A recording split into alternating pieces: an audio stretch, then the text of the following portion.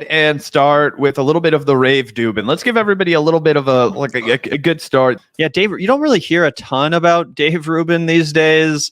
I mean, I feel like his whole shtick is just so tired at this point. He's not even really like an interesting or populist conservative. He doesn't come out here and have some like, against the grain take on foreign policy or something. Like, it's now cool on the right to have some like edgy, foreign policy takes and stuff. Not Dave Rubin. He's holding it down. He's still a, Ron DeSantis Republican. And now he's had a self-described mental breakdown on his show that we're excited to bring to all of you this afternoon. Let's take a look here. These pathetic leftists, like Krystal Ball, go live in Gaza and see how it works out for your leftist ideas and your off-the-shoulder outfits. Like, it will not go well. And Krystal is defending a bunch of people that would gladly behead her for all of her progressive views, but that's just, progressives aren't the brightest, the brightest people around. I would point out was overwhelmingly peaceful. Dave Rubin is so uncharismatic. He's literally probably one of the dumbest people I've ever seen in my entire life. He doesn't even know how to insult somebody properly. For one, he was in the home of the progressives forever before he left the left, and he became the most like brain dead Republican mouthpiece ever because he, as you pointed out, Gavin, he's incapable of coming up with original takes because he doesn't believe anything that he fucking says. He has no ideology. His pathology is to net more income for himself. He has no red lines. He has no boundaries. He has no ethical compass. He would sell his own fucking family down the river for a quick buck, and that's why he's happy to like fucking rub elbows with a bunch of people who don't even think that him and his husband should be allowed to be married. That's why he can go out here and he can fucking cape for a bunch of genocidal warmongers and pretend that like, oh, anybody who wants to stop the ethnic cleansing, it's the same tired Republican talking point. You don't like the country, fucking leave it. Only I'm allowed to criticize this fucking country. It's like, god damn, you are such a horse's ass.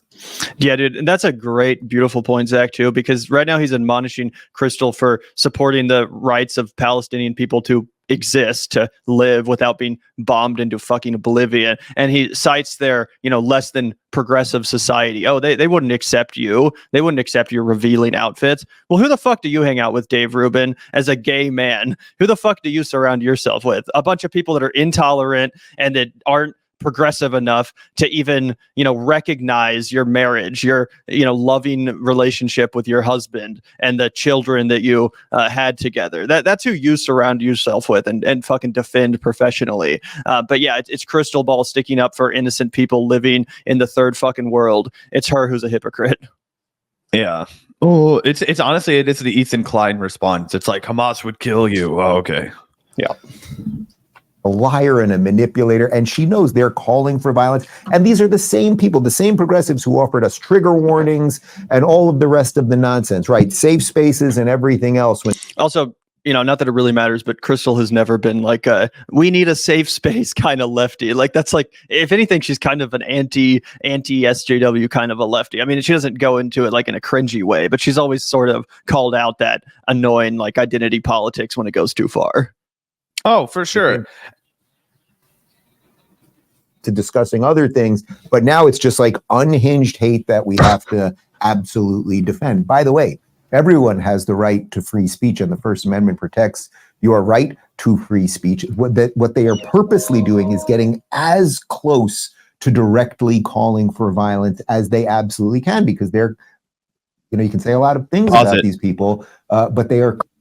This guy is going to somehow interpret calling for a ceasefire, the actual end to violence, the stop to the violence, as a call for violence. And he's not going to be able to give a single instance, one example, right? This is what conservatives do. They just paint the picture that they want you to see, and then they don't give you any evidence, right? And then they'll just say, oh, well, I'm just talking about the facts. We know that this happened. And they're referencing something that didn't happen, right? Like, we know that there were mass rapes on October 7th. It's like, there were no mass rapes on October 7th. It's like, we know that Hamas put babies in ovens. It's like, well, actually, they didn't put babies in ovens. We know that there are calls to kill the Jews on college campuses. It's like, there are no calls to kill the Jews on college campuses, right? So that's what he's doing here. He has absolutely no evidence for anything that he's putting forward. And it's actually blatantly like It's like just blatantly false. It's a lie, essentially, right? Like they're calling to end the violence. There's no calls for violence. Oh, well, they're getting as close as they can to calls for violence. Like, at what point is saying, I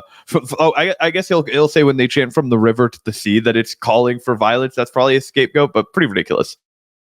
Clever in the way they use our system against us. That is what they do.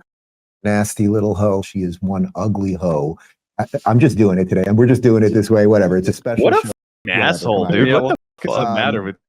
Also, Also, dude, people in glass houses shouldn't go stone. If anybody was hit by the ugly stick, it was Dave Rubin. Okay. Yeah. Also, coming after Krystal Ball, she's easily like top 5 hottest people on the left. Like, let's be real. We were talking about how we're not that much into people who are older than us, but I'm like, hey, listen, if Kyle, does, he gets hit by a bus, yeah, hey, Yeah, definitely a bizarre target to go after on those grounds. Wait, like I definitely have walked the line. So's Gavin with like making ad hominem attacks on people, but it's just like this guy is so bad at it. He just looks like a fucking like a sad, strange little man, dude. Just like a dickless piece of shit. Yep. Just doing it this way, whatever. It's a special show. Just whatever. Come on, guys.